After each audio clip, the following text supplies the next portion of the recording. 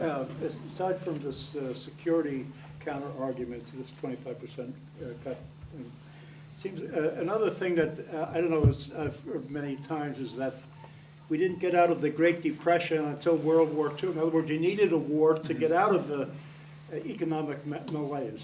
Well, how do you, military spending is that true about the military Depression or spending not? is at its, I believe, its highest level since World War II. But World War II was a big jobs program because the way wars were fought required lots of steel, vehicles, bombs. We're not fighting that kind of war. We're fighting high-tech wars with a tiny army, so tiny that when you wage protracted wars, you've got to hire contractors to fill out all the other functions. It's not a jobs program anymore. A lot of weapons production is being done overseas.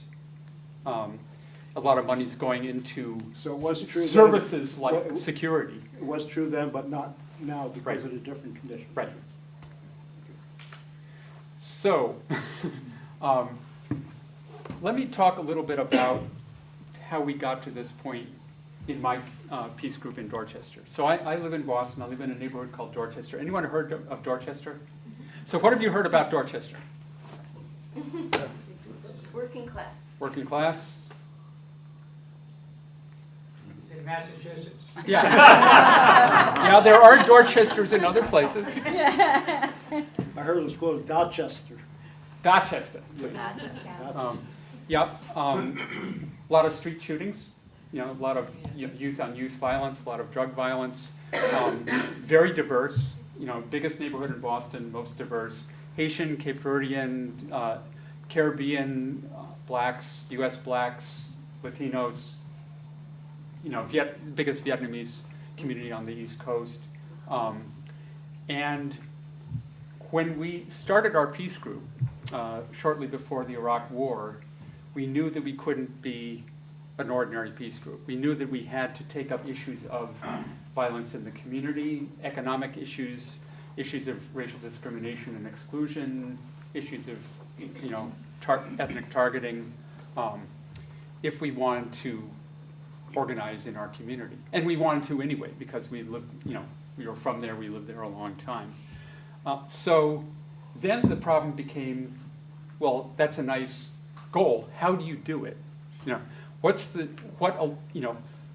actual campaign or organizing vehicle for doing that? And we spent a couple of years while opposing the start of the Iraq War trying to find that vehicle.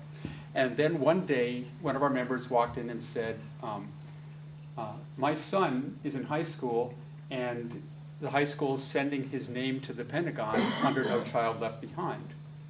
No Child Left Behind has a clause that says high schools have to send their students' names to the Pentagon so military recruiters can call them every October. No, we didn't know that. So what we did was we printed up leaflets and postcards. The leaflets said, did you know that your information is going to the Pentagon? The postcard said, here's how to opt out, because someone put an opt-out provision in that law. Parents and students could get their names off the list. So we started taking them around to health centers, to the Y, to youth organizations, and people grabbed them out of our hands and said, what? I didn't know that was happening. That's outrageous. Give me some of those. And before you know it, we had a campaign where what we wanted to do and what people in the community wanted to do overlapped. The crucial thing was to find the overlap issue, the point where our interests coincided. And in the end, we printed up leaflets in 5 languages. We distributed about 20,000 cards a year. We helped get almost 20% of Boston's high school students off the list, goes to the Pentagon every year. And we built relationships with over 70 community organizations, some of them very strong, who helped us run this campaign, or who did it with us. So at the same time, the 2000-2001 recession, the crunch, the fiscal crunch, kind of the vice of military spending and tax cuts began to become more and more obvious. And we started trying to find a way to work on that. But it didn't really gel until this past year when Congressman Barney Frank, out of the blue, said, we need to cut military spending 25% or we'll never be able to adequately fund the social programs that our country needs. So that's where the idea of 25% came from. We picked it up from Barney Frank. What we say about that is an initial cut of 25%. We have no intention of stopping there. If and when we ever get there, maybe we'll try to cut another 25% and then another 25%. But the reason for picking a specific figure, apart from Barney and what he said, is that we want to show that we're serious about doing it. This is not a slogan on a leaflet. This is we're in it to do it. And we need to make that commitment if people who need that done for economic reasons and for justice reasons are going to take us seriously. So it's basically a commitment that we're making publicly to follow through and make that happen.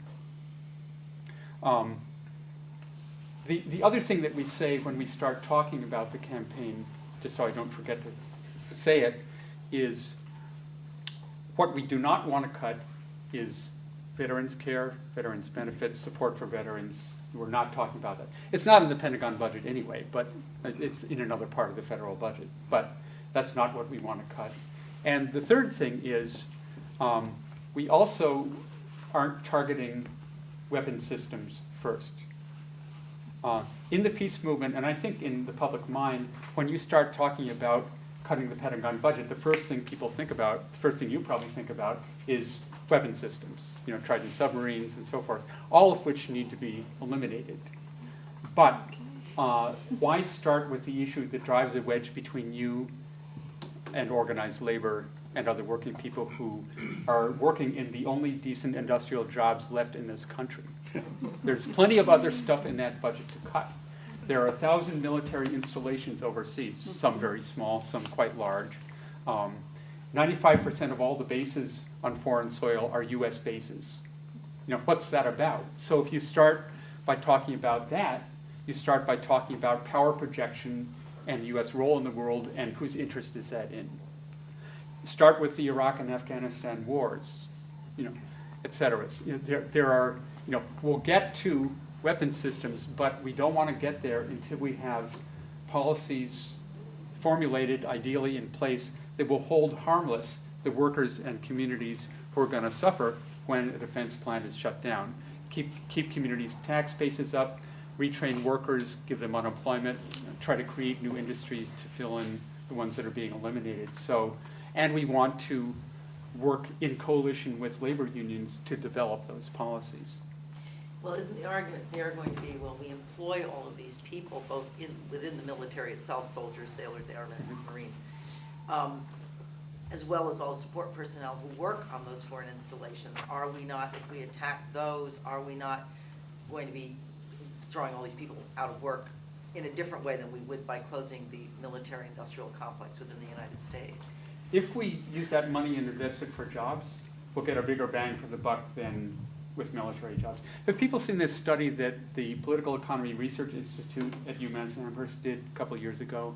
It compared how many jobs are created per dollar or $1 billion, military, education, green jobs, transit, or actually, tax cuts, pure tax cuts. Military jobs is the worst job creator. Education is the most because there's the least equipment per worker.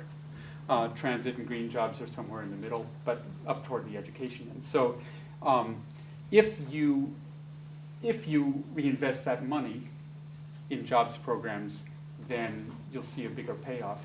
The trick is, really this is can become a two-part campaign. Part one is cutting that budget. The second is moving the money, like grabbing hold of the money and pulling it back. And that's why this grand coalition is essential. You need people not merely saying cut the military budget, but you need people saying and bring it home. My nephew's employed in the district attorney's office of Philadelphia, and we got talking. He said, "Uncle Phil, did you know what they're making now on the old Philadelphia Navy Yard?" I said, "No."